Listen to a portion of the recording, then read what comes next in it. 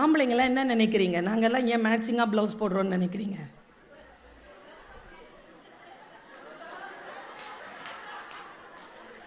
வாழ்க்கை தான் மேட்சிங்காக அமையல. ட்ரெஸ்ஸு நீங்கள் பாருங்கள், உங்கள் பேண்ட் ஒரு கலர், உங்கள் சட்டை ஒரு கலர்.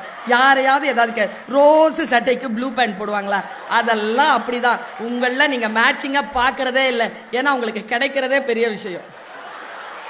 ஆனால் எங்களுக்கு ஒருத்தர் முறைச்சி பார்க்குறாரு, இவ்வளோலாம் எங்களை பற்றி சொல்கிற அப்படின்னு. இல்லை, எனக்கு இந்த ஆம்பளைங்கிட்ட பல காலமாக கேட்கணுன்னு ஒரு ஆசை. சரி, வந்தானால இன்றைக்கி கேட்டு போயிடுவோமே.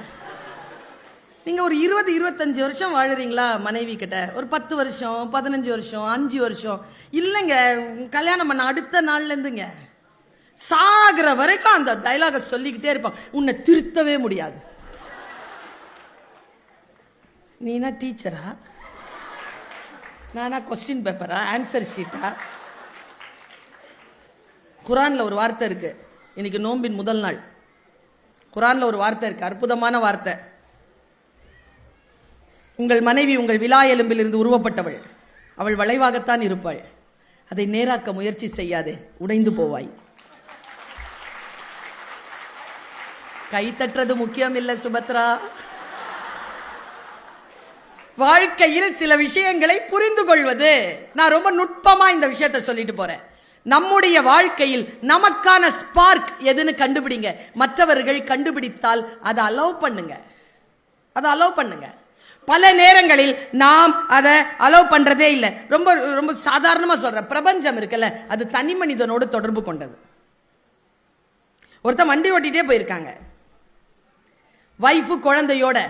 திடீர்னு அந்த திசை காட்டும் கருவி இருக்குல்ல, அது வேற ஏதோ திசையை காட்டிருச்சு. அவர் உள்ள போய் சிக்கிக்கிட்டாரு. ஒரு காடு. காடு கட்ட மட்டும் ஒரு பழக்கம் இருக்கு. காடு உங்களை சூழ்ந்து கொள்ளும். திரும்பி நீங்க வரவே முடியாது. பின்னால இருந்து உங்களை சூழ்ந்துக்கும் காடு. காட்டினுடைய இயல்பு அப்படித்தான். அது என்ன பண்றாரு, அவருக்கு வழி தெரியல. மெதுவா ஓட்டிக்கிட்டே போயிட்டே இருக்கும்பொழுது தூரத்தில் ஒரு ரெட் லைட் எரியுது. கிட்ட போய் பார்த்தா ஒரு தம்பதியினர் கை குழந்தையோடு டயர் பஞ்சர் ஆகி பஞ்சரான பொருட்கள் இல்லாமல் தவிச்சிட்டு இருக்காங்க. இவர் அங்கே போயிட்டு அதை பார்த்து தன் வண்டியிலேருந்து இறங்கி அதை செட் பண்ணிட்டு 2 பேருமா சேர்ந்து ஒரு 6 மணி நேரம் சுற்றிட்டு வந்து ரோடுக்கு சேர்ந்துருக்காங்க. இது நடந்த கதை. அப்போ அந்த ஜிபிஎஸ் உங்க வண்டியை ஏமாத்துச்சு. யாருக்கோ நீ உதவி செய்ய வேண்டும் என்றால் உன் ஜிபிஎஸ் உனக்கு தப்பாக தான் வழிகாட்டும். ஆனால் தப்பாக வழிகாட்டினாலும் அதில் ஏதோ ஒன்றை, உங்கள் மனநிலை சுத்தமாக இருந்தால் இயற்கை அதற்கு என்று ஒரு திட்டம் வைத்திருக்கும். இதை நீங்க நம்புங்க.